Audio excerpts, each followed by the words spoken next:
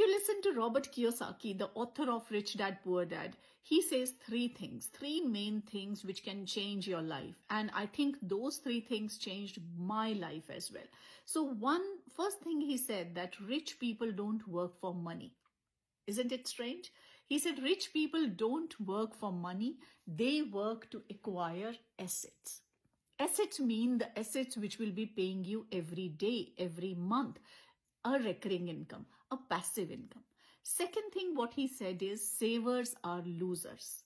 Now, savers, what does he mean? That if you are earning and putting your savings in the bank, he says inflation and taxation is killing it.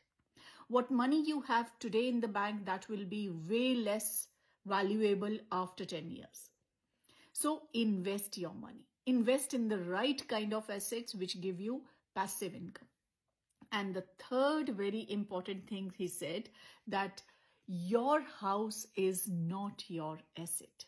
Now, I come from a commerce background, I come from a management background, and I was always taught assets are the things which belong to us.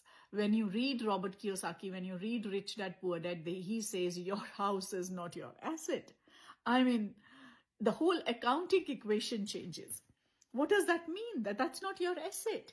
Robert Kiyosaki says the asset is that the house can be an asset if the house is paying you some money.